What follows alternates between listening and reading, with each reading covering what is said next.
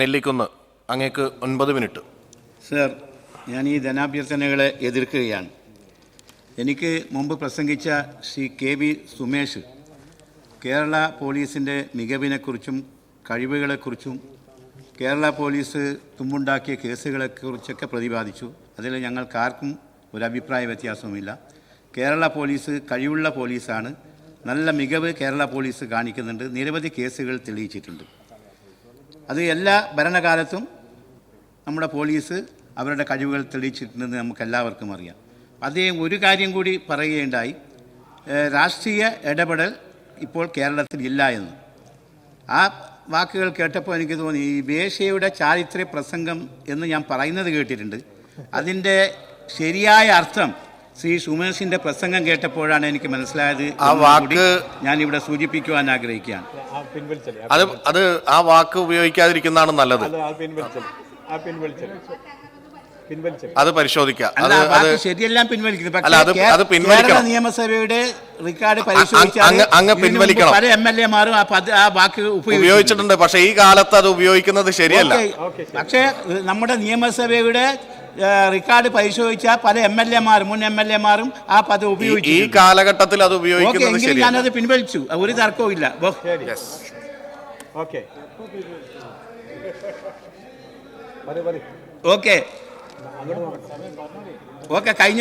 കഴിഞ്ഞ ദിവസം അപ്പുറത്തിരിക്കുന്ന സലാം MLA അദ്ദേഹം പറഞ്ഞു, ലീഗിൻ്റെ യോഗങ്ങളിൽ വിളമ്പുന്ന ബിരിയാണിയെക്കുറിച്ചാണ് അദ്ദേഹം പറഞ്ഞത്, ചിക്കൻ ബിരിയാണിയെക്കുറിച്ച്.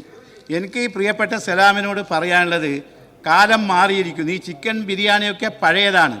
നിങ്ങൾ കട്ടൻ ചായയും അതുപോലെ തന്നെ പരിപ്പ് വടയും ഉപയോഗിച്ചതുപോലെ ഞങ്ങൾ എന്നോ ബിരിയാണി ഉപയോഗിച്ചു. ഇപ്പോൾ ബിരിയാണിയേക്കാൾ മുന്തിയ ആഹാരങ്ങളാണ് ഉള്ളത്. ഞങ്ങളുടെ യോഗത്തിലൊക്കെ വിളമ്പുന്നത് അതാണ്.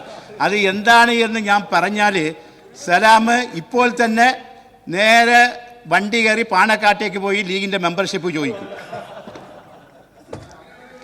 അതുകൊണ്ട് സർ, ഞാൻ ഇന്ന് രാവിലെ നമ്മൾ ഈ ചോദ്യോത്തര വേളയിൽ ഓൺലൈൻ തട്ടിപ്പിനെ കുറിച്ചാണ് ചർച്ച ചെയ്തത്. അപ്പോൾ സൈബർ പോലീസിനെ ശക്തമാക്കണമെന്ന കാര്യത്തിൽ ഒരു സംശയമില്ല. പക്ഷേ ഈ ഓൺലൈൻ തട്ടിപ്പ് സംഘം അധികവും വിഹരിക്കുന്നത് ഉത്തരേന്ത്യയിലാണ്. നമ്മുടെ കേരളത്തിൽ നിന്ന് നമ്മുടെ പോലീസുകാർക്ക് സൈബർ വിങ്ങിന് കേസന്വേഷണവുമായി ഉത്തരേന്ത്യയിൽ പോകണമെങ്കിൽ വലിയ ചിലവുണ്ട് എന്ന് നമുക്കെല്ലാവർക്കും അറിയാം. പക്ഷേ നമ്മുടെ സർക്കാർ ഇപ്പോൾ അവർക്ക് TA കൊടുക്കുന്നുണ്ട്. പക്ഷേ അവർക്ക് TA കൊടുക്കണമെങ്കിൽ വർഷങ്ങളോളം ആ ടിഎക്ക് വേണ്ടി അവർക്ക് കാത്തിരിക്കണം. മാത്രമല്ല, ഒരു ദിവസത്തെ DA എന്ന് പറയുന്നത് 600 രൂപയാണ്. അപ്പോൾ ഉത്തരേന്ത്യയിലെ ഏതെങ്കിലും ഒരു സംസ്ഥാനത്ത് പോയി ഒരു ദിവസം താമസിക്കണമെങ്കിൽ 600 രൂപ കൊണ്ട് അത് സാധിക്കുകയില്ല എന്ന് നമുക്ക് എല്ലാവർക്കും അറിയാം. അവരുടെ താമസ സൗകര്യത്തിന്, ഭക്ഷണത്തിന് ഇതൊന്നും 600 രൂപ തികയില്ല. അതുകൊണ്ട് ആ തുക ഒന്ന് വർദ്ധിപ്പിക്കണമെന്നാണ് എനിക്ക് പറയാനുള്ളത്. അതുപോലെ തന്നെ ബഹുമാനപ്പെട്ട മുഖ്യമന്ത്രിയൊക്കെ പങ്കെടുക്കേണ്ട ഒരു പരിപാടിയായിരുന്നു. കാസർഗോഡ് സൈബർ വിങ്ങിൻ്റെ ഒരു പോലീസ് സ്റ്റേഷൻ ഈയിടെ ഉദ്ഘാടനം ചെയ്തു. വനിതാ പോലീസ് സ്റ്റേഷൻ ഉദ്ഘാടനം ചെയ്തു. ഒരു ടറഫ് ഉദ്ഘാടനം ചെയ്തു. ഞാൻ ആഭ്യന്തര വകുപ്പിനെ അഭിനന്ദിക്കുന്നു കാസർഗോഡിന് ഈ സംവിധാനം നൽകിയതിന്. പക്ഷേ അത് ഓൺലൈനിലാണ് മുഖ്യമന്ത്രി ഉദ്ഘാടനം ചെയ്തത്. ഞങ്ങളെല്ലാ MLA-മാരും അതിൽ പങ്കെടുത്തിരുന്നു. പോലീസ് ഉദ്യോഗസ്ഥന്മാർക്ക് വളരെയധികം സന്തോഷമായി. MLA-മാർ മുഴുവനും ആ പരിപാടിയിൽ പങ്കെടുത്തതുകൊണ്ട്. പക്ഷേ മുഖ്യമന്ത്രിയുടെ സാന്നിധ്യം അവിടെ ഉണ്ടായില്ല. ഓൺലൈനാണ് ഉദ്ഘാടനം ചെയ്തത്. ബഹുമാനപ്പെട്ട മുഖ്യമന്ത്രിയോട് എനിക്ക് പറയാനുള്ളത്, അങ്ങ് ഇതുപോലെയുള്ള പരിപാടികൾ പങ്കെടുക്കണമെന്നാണ്. ഓൺലൈനെ നമ്മൾ ആശ്രയിച്ചു കൊടുക്കും. കാരണം ഓൺലൈൻ എന്നത് നമുക്ക് കോവിഡ് സമ്മാനിച്ച ഒന്നാണ്. കോവിഡിൻ്റെ ഒരു ശേഷിപ്പാണ് ഈ ഓൺലൈൻ പരിപാടി, ഓൺലൈൻ ഉദ്ഘാടനം. ബഹുമാനപ്പെട്ട മുഖ്യമന്ത്രി, കോവിഡിൻ്റെ ഏറ്റവും വലിയ ശത്രു ആരാണെന്ന് ചോദിച്ചാൽ അത് നമ്മുടെ മുഖ്യമന്ത്രിയാണ് എന്ന കാര്യത്തിൽ യാതൊരു സംശയവുമില്ല. കാരണം നമ്മുടെ സംസ്ഥാനത്തിന് കോവിഡിനെ ആട്ടിപ്പായിക്കുന്നതിൽ മുഖ്യ പങ്കുവഹിച്ച ഒരാളാണ് നമ്മുടെ മുഖ്യമന്ത്രിയാണ് എന്നാണല്ലോ നമ്മൾ പറയുന്നത്. ആ മുഖ്യമന്ത്രി ഈ കോവിഡിൻ്റെ ഈ ശേഷിപ്പിനെ ഒരിക്കലും അംഗീകരിക്കാൻ പാടില്ല എന്നാണ് എനിക്ക് പറയാനുള്ളത്. അദ്ദേഹം കോവിഡിൻ്റെ മുഖ്യ ശത്രുവാണെങ്കിൽ കോവിഡിനെ അദ്ദേഹം അംഗീകരിക്കാൻ പാടില്ല എന്നാണ് എനിക്ക് അത് സംബന്ധിച്ച് പറയാനുള്ളത്. കോവിഡിൻ്റെ ഒരു പ്രൊഡക്റ്റാണ് ഈ ഓൺലൈൻ ഉദ്ഘാടനം എന്ന് പറയുന്നത്. സർ,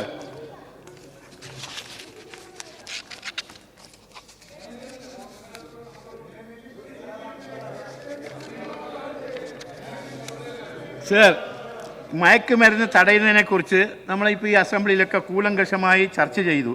അപ്പോൾ നമ്മുടെ പോലീസ് സ്റ്റേഷനുകളിൽ അതിനൊത്ത് എന്ത് സജ്ജീകരണങ്ങൾ നമുക്ക് ഏർപ്പാട് ചെയ്യാൻ സാധിച്ചിട്ടുണ്ട് എന്നതിനെക്കുറിച്ചാണ് നമ്മൾ ചിന്തിക്കേണ്ടത്. മയക്കുമരുന്ന് കേസ് കൈകാര്യം ചെയ്യാൻ മാത്രം ഒരു പ്രത്യേക വിങ് വേണമെന്നാണ് എനിക്ക് നിർദ്ദേശിക്കാനുള്ളത്. നമ്മുടെ ഇപ്പോൾ ഓരോ ജില്ലയിലും നാർക്കോട്ടിക് DYSP ഉണ്ട്, അദ്ദേഹത്തിന് ഒരു ഓഫീസുണ്ട്, അവിടെ 4-5 കസേരയുണ്ടാവും, 1-2 ഉദ്യോഗസ്ഥന്മാരുണ്ടാവും, അല്ലാതെ ഒരു പണിയും അവർക്കില്ല. അതുകൊണ്ട് പ്രത്യേക വിങ് എല്ലാ ജില്ലകളിലും വേണമെന്നാണ് എൻ്റെ ഒരു നിർദ്ദേശം. അതുപോലെ തന്നെ സ്ത്രീകളെയും കുട്ടികളെയും ഉപയോഗിച്ച് മയക്കുമരുന്ന് കടത്തുന്നത് ഇന്ന് വ്യാപകമായിരിക്കുന്നു. അപ്പോൾ സ്ത്രീ പോലീസ് ഉദ്യോഗസ്ഥന്മാരുടെ എണ്ണം കൂട്ടേണ്ടതും വളരെ അത്യാവശ്യമാണ്. മയക്കുമരുന്ന് ലഹരിയുടെ മൂലകാരണം പിടിക്കണം സർ. ഓരോ പോലീസ് സ്റ്റേഷനിലും ഇതിനായി സീക്രട്ട് ഫണ്ട് അനുവദിക്കണം എന്നാണ് എൻ്റെ മറ്റൊരു നിർദ്ദേശം. സർ, ഈ നാം അറിയാത്ത, നമ്മുടെ ചർച്ചകളിലൊന്നും പെടാത്ത, നമുക്ക് ചിന്തിക്കാൻ പോലും കഴിയാത്ത മാഫിയയാണ് ഈ മയക്കുമരുന്നിന് പിന്നിൽ. ഒരു മാഫിയ സംഘത്തെക്കുറിച്ച് മറ്റൊരു മാഫിയയ്ക്ക് മാത്രമേ അറിയുകയുള്ളൂ. ഈയിടെ കാസർഗോട്ട് ഒരു പോലീസ് ഉദ്യോഗസ്ഥനെ വിളിച്ച് ഒരാൾ പറഞ്ഞു, വൻ മാഫിയയെക്കുറിച്ച് ഞാൻ നിങ്ങൾക്ക് വിവരം തരാം, എനിക്കെന്ത് കിട്ടും എന്നാണ്. അപ്പോൾ ആ കാര്യത്തിൽ എനിക്ക് പറയാനുള്ളത്, ഈ കസ്റ്റംസ് ഈ സ്വർണ്ണവേട്ടയൊക്കെ നടത്തുന്നുണ്ടല്ലോ, ഇൻഫർമേഷൻ്റെ അടിസ്ഥാനത്തിലാണ്. അപ്പോൾ കസ്റ്റംസ് ആ ഇൻഫോർമർക്ക് റിവാർഡ് നൽകും. അതുപോലെ മയക്കുമരുന്നിനെക്കുറിച്ച് ഇൻഫർമേഷൻ കൊടുക്കുന്ന ആളുകൾക്ക് റിവാർഡ് നൽകുന്നതിനെക്കുറിച്ച് സർക്കാർ ചിന്തിക്കണം എന്നാണ് പറയുന്നത്. അതുപോലെ തന്നെ ഒരു സ്പെഷ്യൽ ടീം ADGPയുടെ നേതൃത്വത്തിൽ ഉണ്ടാകണം. നാർക്കോട്ടിക് ഐഡൻറ്റിഫൈയിങ് കിറ്റ് എല്ലാ ജില്ലകളിലും ആവശ്യത്തിനനുസരിച്ച് സപ്ലൈ ചെയ്യണം. എല്ലാ മയക്കുമരുന്ന് കേസുകളിലും ശരിയായ ഇൻവെസ്റ്റിഗേഷൻ നടക്കുന്നില്ല. ഇക്കാര്യത്തിൽ പോലീസിന് ട്രെയിനിങ് നൽകണം. പോലീസിൻ്റെ അംഗബലം കൂട്ടേണ്ടതുണ്ട്. ഈ സാമ്പത്തിക പ്രതിസന്ധിക്കിടയിലും ധനകാര്യ വകുപ്പിനടക്കം നിരവധി ഈ വിഷയം പറഞ്ഞുകൊണ്ടിരിക്കുമ്പോൾ ബഹുമാനപ്പെട്ട മുഖ്യമന്ത്രി അല്ലെങ്കിൽ മന്ത്രിമാർ പോകേണ്ടി വരും. നമ്മുടെ ഗാലറിയിൽ പോലീസ് ഓഫീസ് ആഭ്യന്തര വകുപ്പിന്റെ ചർച്ച നടക്കുമ്പോൾ കേരളത്തിലെ പോലീസ് ഓഫീസേഴ്സ് ഗാലറി അങ്ങ് പരിശോധിക്കണം. ഇത്രയും ഒറ്റ പോലീസ് കേരളത്തിലെ പ്രധാനപ്പെട്ട ഒരു പോലീസ് ഓഫീസർ ഇവിടെ സന്നിഹിതമല്ല. ഇത് ഞാൻ പരാജയമാണെന്ന് പറയുന്നില്ല, ഇത് ഗവൺമെന്റ് ഗൗരവമായി കണ്ട പ്രശ്നമല്ലേ. ഇത് ഈ സഭയിൽ ഇതിനു മുമ്പ് ഒരിക്കലും ഉണ്ടായിട്ടില്ല. എന്തൊരു നിരുത്തരവാദപരമായ നിലപാട് എടുത്തിരിക്കുന്നത്. അങ്ങ് ആ വിഷയത്തെ കുറിച്ച് സമയമാണ് പോകുന്നത്. പാർലമെന്ററി അതായത് ചർച്ച മുഴുവൻ മിനിസ്റ്റർ പറയുന്നുണ്ട്, മിനിസ്റ്റർക്ക് മൈക്കോടും. ചർച്ച മുഴുവൻ ശ്രദ്ധിക്കുന്നുണ്ട്. സർക്കാരിന് വേണ്ടി പാർലമെന്ററി കാര്യ വകുപ്പിന്റെ ചുമതലയുള്ള മന്ത്രി എന്ന നിലയിൽ ഞാൻ ഈ സഭയിലുണ്ടല്ലോ. അല്ല, മുഖ്യമന്ത്രി വേണമെന്നില്ല, പക്ഷേ അങ്ങുൾപ്പെടെ പരിശോധിക്കേണ്ടതുണ്ട്. എത്രയോ കാലമായി ബന്ധപ്പെട്ട ഉദ്യോഗസ്ഥരില്ല എന്നുള്ളത് ഉണ്ടോ ഇല്ലേ എന്നുള്ളത് പരിശോധിക്കാം. ഒരു സെക്കൻഡ് അനുവദിക്കണം. അല്ല, അങ്ങയുടെ സമയമാണ് പോകുന്നത്. അങ്ങാണ് മേലിൽ ആവർത്തിക്കാത്ത വിധത്തിൽ ആഭ്യന്തര വകുപ്പിന്റെ ചർച്ചയിൽ കേരളത്തിലെ ഗൗരവമായ വിഷയം ചർച്ച ചെയ്യുമ്പോൾ പോലീസ് ഓഫീസേഴ്സ് ഇതുപോലെ അനാസ്ഥ കാണിക്കുന്ന സാഹചര്യം ആവർത്തിക്കാതിരിക്കാൻ അങ്ങുകൂടി ഇടപെടണം എന്ന് അഭ്യർത്ഥിക്കുന്നു. അതേക്കുറിച്ച് അങ്ങയുടെ അഭിപ്രായം. തീർച്ചയായിട്ടും പറയാൻ വിചാരിച്ചതാണ്, അതിനു മുമ്പ് താങ്കൾ അത് പറഞ്ഞു. സാധാരണഗതിയിൽ ആഭ്യന്തര വകുപ്പിന്റെ അല്ല ഏത് വകുപ്പിന്റെ ചർച്ച വന്നാലും അതിന്റെ ബന്ധപ്പെട്ട ഉദ്യോഗസ്ഥന്മാർ സഭയിൽ ഉണ്ടാകേണ്ടത് ആവശ്യമാണ്. ചെയറിനുള്ള നിലയിൽ അങ്ങ് റൂളിംഗ് നൽകണം എന്ന് ഞാൻ ആവശ്യപ്പെടുകയാണ്. തീർച്ചയായിട്ടും പരിശോധിക്കാം. സർ, സാമ്പത്തിക പ്രതിസന്ധിക്കിടയിലും ധനകാര്യ വകുപ്പിനടക്കം നിരവധി പുതിയ വാഹനങ്ങൾ വാങ്ങിയെന്ന് കഴിഞ്ഞ ആഴ്ചയാണ് പത്രങ്ങൾ നമുക്ക് വായിക്കാൻ കഴിഞ്ഞത്. നമ്മുടെ പോലീസ് സ്റ്റേഷനുകളിലെ വാഹനങ്ങൾ ഇപ്പോൾ ഏത് സ്ഥിതിയിലാണ് എന്നതിനെക്കുറിച്ച് നമുക്ക് എല്ലാവർക്കും അറിയാം. വാഹനങ്ങൾ അവിടെ കുറവാണ്. ഉള്ള വാഹനങ്ങളിൽ സംഭവ സ്ഥലത്ത് പോയാൽ അവിടെ പ്രതികളും ഉണ്ടാവില്ല, മോഷ്ടാക്കളും ഉണ്ടാവില്ല. അപ്പോൾ നമ്മുടെ ഹൈവേ പോലീസ് അങ്ങയുടെ സമയം കഴിഞ്ഞു. ഇല്ല സാർ, സമയം എങ്ങനെ കഴിഞ്ഞാൽ അങ്ങാണ് വഴങ്ങി കൊടുത്തത്. അങ്ങ് വഴങ്ങിയതാണ്. അല്ല സാർ, അല്ല അങ്ങ് വഴങ്ങിയതാണ്. കൺക്ലൂഡ് ചെയ്യൂ. അല്ല, കൺക്ലൂഡ് അല്ല സാർ. ഞാൻ പറഞ്ഞിരുന്നു, ആദ്യം വഴങ്ങുമ്പോ പറഞ്ഞിരുന്നു. കൺക്ലൂഡ് ചെയ്യൂ. സാർ, മന്ത്രിയും മുൻ മന്ത്രിയും ഒക്കെ ചോദിക്കുമ്പോൾ ഞാൻ വഴങ്ങണ്ടേ സാർ? കൺക്ലൂഡ് ചെയ്യൂ. ഓക്കെ, എനിക്ക് നമ്മുടെ ഹൈവേ വാഹനങ്ങളെ കുറിച്ചാണ് പറയാനുള്ളത്. നമ്മുടെ ഹൈവേ പോലീസ് വാഹനങ്ങളുടെ സ്ഥിതി എന്താണ് എന്ന് നമുക്ക് എല്ലാവർക്കും അറിയാം. അതിശോചനീയം. സ്റ്റിയറിങ്ങും സീറ്റും കാറിട്ട് കെട്ടിയിട്ടാണ് ഇപ്പോൾ പോകുന്നത് നമ്മുടെ ഹൈവേ വാഹനങ്ങൾ. ഹൈവേ പോലീസ് വാഹനങ്ങൾ പോഷായിരിക്കണം.